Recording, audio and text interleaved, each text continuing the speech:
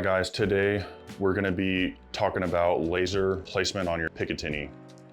There's some guys who like to run it towards the front all the way out on the end of the rail, and then there's other guys who like to move it towards the rear near the optic side. We see arguments online about this in the comments about which is the best, which makes sense. The truth is there's pros to each of them and cons, so we're going to be talking about that today, a little bit why it makes sense to run it either way and the downsides of each. When I was a young Ranger private, I showed up to regiment and I was given a 14.5-inch DD upper, handed me an L-can and a laser, told me to mount it all the way out on the front. Most of us didn't even have pressure pads at the time, so we were just holding the laser housing with a thumb over top and pushing the button to activate it. Once you made it to team leader, that's when you were given a 10.3 or 10.5-inch DD upper, the old quad rail ones. And most guys would still mount it in front. There were some guys who would mount it on the side to free up real estate.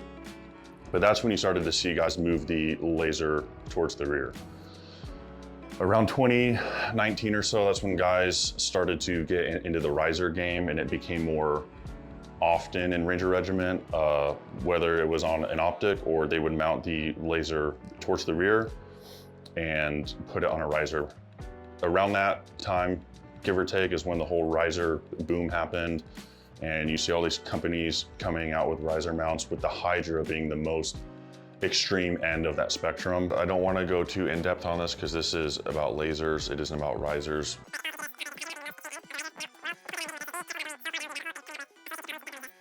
Things like that can help you a lot, but they can hurt you if they're misused and misunderstood.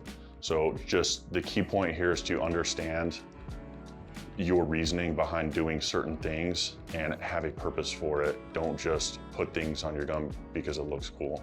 Going into laser mounted towards the front, we'll cover pros first. So this here is an 11.5-inch upper.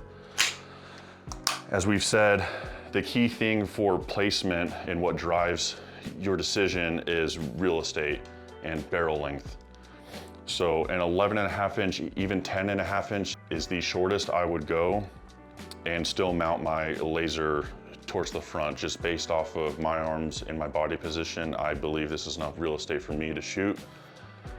So I mount the laser towards the front because I don't have an issue with getting a purchase on an 11.5-inch upper. Pros to this is it's optimal for nighttime shooting. And I believe that you should optimize your kit and your weapons for the most likely task at hand. In Ranger Battalion, we were operating 99.9% of the time at night. So it wouldn't make sense for me to move my laser towards the rear to optimize grip on the gun for daytime shooting if I'm operating at night all the time. And then you run the risk or the cons of you might occlude your laser or illuminator, and you have to come up with a solution to combat that. So for me, it was optimal to mount this all the way on the front of the gun. Another pro is for offhand shooting or you wrong-handed shooters is you can operate your pressure pad in the laser from either side if it's towards the front. So left-handed, right-handed shooters, I don't have an issue. Going offhand is a whole nother topic that we're not going to cover here. If you do believe in going offhand, this is a good option for you because it allows that. Now, there are some cons that come with mounting your laser all the way towards the end of the rail. One of those is real estate. As we've covered, if you just don't have the space, you don't have the space. And there are guys who will still mount it on the front and they utilize the fire button that's on top, which works well on an LA5 PEQ-15 UHP. But on an NGAL, because the fire button is so small, and especially with gloves on at night, it can become difficult to locate your fire button and activate your laser device. Another con is weight on the end of the rail, which I understand is a little bit of a nuanced thing, and it doesn't bother most guys, or they just say, hey, go work out. But there are some guys that really just like to move this. It's only a few ounces, but they move it towards the rear and it lightens up the load for them. And I know guys who do that and they really like not having the weight on the end of the rail. So that is an option if it's something that bothers you, although I find it a little bit of a nuanced thing. But just to sum up this option really quick, is it's optimal for nighttime shooting. It gets the laser out on the end of the rail, it emits out of the end of the rail, and you won't run into any issues when you're operating at night. All right guys, moving over to mounting the laser towards the rear of the Picatinny. The huge pro to this, and the reason that most guys mount it this way, is it frees up real estate on the gun. Most guys feel the need to do this when you have a really short gun. For me, around 10.5 and under is about that spot where I feel like I'm losing real estate and purchase on the gun. So the option is to move it towards the rear. It gets it out of the way so you can get your hand up in front, mount your pads. The con to this is you need to consider that having your hand in front and pads in front could occlude your emitters on your laser. So some solutions is to throw your laser on a riser mount, and simply what that does is it brings the height of the laser up so your emitters shoot over your hand and you don't have any blockages. An argument I've heard is you may get splash off of your hand from your IR flood, and that could give away your position. My argument to that is if you're using your laser to shoot somebody at night and it splashes off of your hand, that won't give you away the laser that is broadcasting your point and origin will give you away. So I think that's a moot point. One other option is you don't have to run this on a riser mount. Plenty of guys that I know just mount it straight on the Picatinny towards the rear, and they simply just don't have that thumb over bore grip, and they put their pad on the side and it shoots right past their hand and they don't have any issues with that. One thing to consider is all of you wrong-handed shooters out there is keep in mind that your laser emitter comes out of the right side of most lasers. So just keep in mind if your hand's on that side. You just have to be aware of that possibility and come up with a solution, either putting it on a riser mount or getting your hand out of the way. For me, even with this, I will block the IR floodlight a little bit, but it's no worse than the shadow that I get off of my suppressor with a flashlight. So it really isn't an issue for me.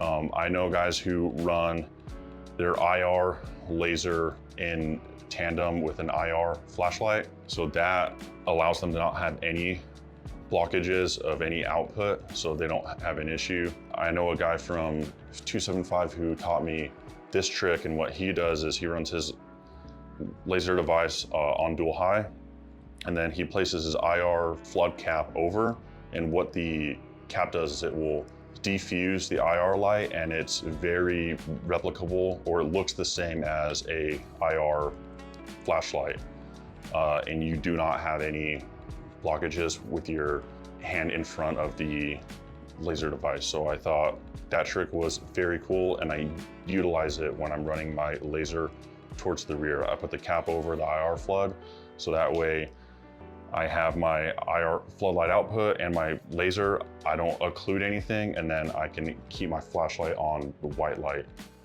Another con is going offhand. Like I said, it's a whole different argument, but it can become difficult to go offhand if you mount your laser towards the rear. I don't shoot offhand, so I don't have an issue with this.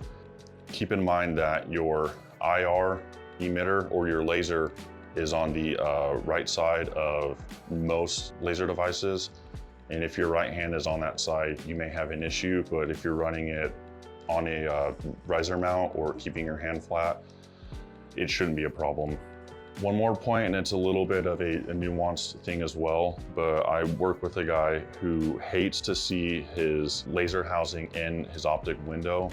It drives him nuts. It bothers me as well. One thing that we've noticed over the years is the further that you run your laser out on the rail, the more likely you are to see the laser housing in your optic window. and that seems to bother some guys, and I don't like it either. So recognizing that you do have this option, if it bothers you, you can move your laser further back on the rail, middle of the rail, all the way at the rear, and that should alleviate any obstructions you have in your optic housing, optic window.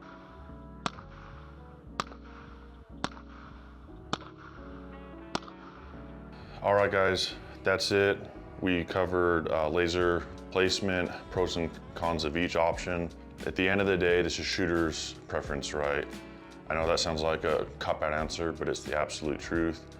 For me, personally, anything 10.5 inches and under, I like to go ahead and move the laser back because I feel that I need the real estate at that point, and it works pretty well. It doesn't mean you're wrong if you have an 11.5 inch upper and you want to run your laser towards the rear. That's totally fine if you have a reason to do that. If you feel you need the real estate out front, or you want to optimize your rifle for daytime shooting, because that's when you're typically doing your job, that's totally fine. As long as it's purpose driven, it works. At the end of the day, none of this even matters if you're bad at shooting. So what I would say is go train. If you have questions about either of these, or you want to decide which way that you want to run your laser on your rifle, go train. Try both and see what works for you, poke holes in it. That's the only way to figure out which one of these you prefer. If you guys like the video, go ahead, give it a like and a share. Thanks for watching. If you guys have anything you want to see us cover in the future, go ahead and comment and we'll take a look at it. Thanks for watching.